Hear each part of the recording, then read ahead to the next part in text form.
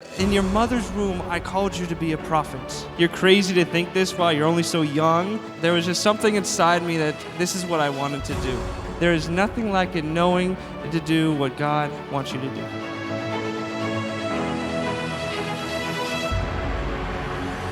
I just wanted to share just a little bit of just why I became a pastor and the reasoning behind everything of it all. And it all really goes back to when I was first as a child.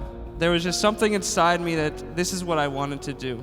I remember even going at school where everyone would be saying what they wanted to be. As a teacher, they would say, I want to be a teacher, I want to be a president, I want to be a policeman, I want to do all these things. Yet for me, I put in there, because we had to write it in a journal, I want to be a missionary. I want to be a pastor like David Livingston and going around preaching the gospel. And throughout my whole life, this is what I wanted to do.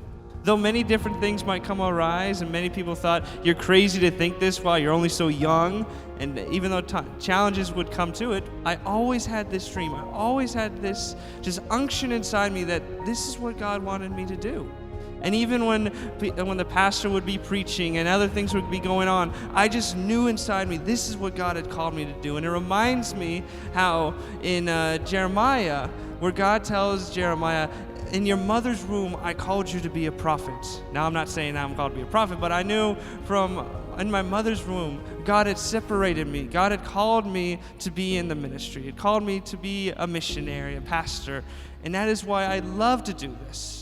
It is one of the most amazing and blessing things to do in the whole world, to be able to know that I'm able to serve God in the capacity that He has called me to be and do what He has wanted me to do in every manner of the way. And I would just encourage you, wherever it is that God has put into your hearts, whether it be in ministry or whether it be in business or whatever it is, go after that, because there is nothing like it knowing to do what God wants you to do.